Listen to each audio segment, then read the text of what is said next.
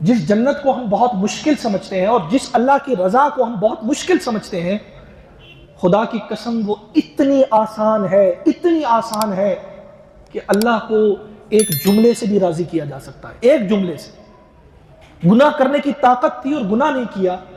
برائی کرنے کی طاقت تھی اور برائی نہیں کی، تو اللہ رب العزت کتنا خوش ہوتا ہے۔ وہ واقعہ جو قرآن مجید میں اللہ نے ذوالکفل کا ذکر کیا تھا، میں نے پہلے بھی ایک دفعہ بیان کیا وہ واقعہ، کہ ہر رات سب سے بڑی فاحشہ عورت کو جو ہے وہ اپنے بستر پر لے کر آتا تھا، لیکن پھر ایک دن ایک عورت آئی جس نے اس کی زندگی بدل دی، اور اس عورت نے کیا جملہ کہا کہ میں پاک دامن عورت ہوں، میرا کردار صاف ہے، آج مجبوری کی وجہ سے تیرے بستر تک آ گئی۔ تو اس نے کیا کہا؟ برائی کر سکتا تھا، اس نے کہا اگر تو نے آج تک اپنے آپ کو بچایا ہے نا اور اپنے کردار کو بچایا ہے،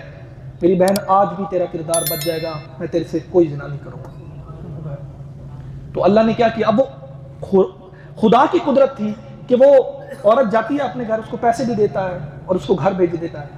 وہ جاتی ہے اور وہ رات اپنے بستر پر سوتا ہے اور مر جاتا ہے، اللہ کے ہاں اس کا بلاوا آ جاتا ہے۔ قرآن مجید نے کیا خوبصورت اس کا واقعہ بیان کیا۔ تو اب دنیا کے سامنے تو وہ ایک زانی تھا نہیں، وہ ایک عیاش تھا دنیا کے سامنے، تو اگر آج بھی وہ دنیا کے سامنے عیاش ظاہر ہو جائے گا تو پھر اللہ سے اس کی توبہ کرنے کا کیا فائدہ ہوا؟ قرآن مجید کہتا ہے کہ اللہ رب العزت نے اس کی گھر کی چوکھٹ پر لکھ دیا کہ اللہ ذوالکفل سے راضی ہے، آج اللہ رب العزت اس کی بخشش کے فیصلے کر رہا ہے، چوکھٹ پر لکھ دیا۔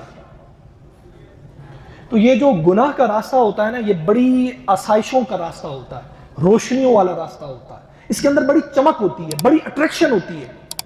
اور جو نیکی کا راستہ ہوتا ہے نا جی، وہ بڑا مشکل راستہ ہوتا ہے۔ یہ آزمائشیں جو آتی ہیں نا، اللہ کے انبیاء کی زندگیوں کو اٹھا کر دیکھ لیے، سارے نبیوں کی زندگیوں، کتنی آزمائشوں اور تکلیفوں سے ان کو گزرنا پڑا ہے۔ آپ علیہ الصلوۃ والسلام کی زندگی اٹھا کر دیکھ لیجیے، کتنی آزمائشوں، پیدا ہوئے والد نہیں تھا، والد کا انتقال پہلے ہو گیا، والدہ کا انتقال پھر ہو گیا، پھر دادا کا انتقال ہو گیا، پھر چاچا کا انتقال ہو گیا، پھر اپنی پہلی اہلیہ کا انتقال ہو گیا جو سب سے زیادہ ساتھ دینے والی تھی، چاچا جو سب سے زیادہ ساتھ دینے والے تھے ان کا انتقال ہو گیا، پھر بیٹے پیدا ہوئے، ایک کے بعد دوسرا، دوسرے کے بعد تیسرا، ہر بیٹا فوت ہوتا چلا گیا، آزمائش در آزمائش در آزمائش آتی گئی۔ پھر اس کے بعد طائف کے اندر جب اللہ نے حکم دیا کہ اب اعلان کریں، طائف کے پتھر کھائے، لوگوں کی گالیاں سنی، لوگوں کا برا بلا کہنا سنا، خون و خون ہوئے، آزمائش در آزمائش آتی چلی گئی۔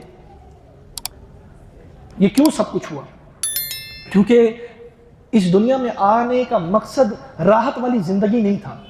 آسائشوں والی زندگی نہیں تھا، سکون والی زندگی نہیں تھا۔ اللہ رب العزت بعض دفعہ ایسے اپنے بندوں کو آزماتا ہے جن سے وہ راضی ہوتا ہے،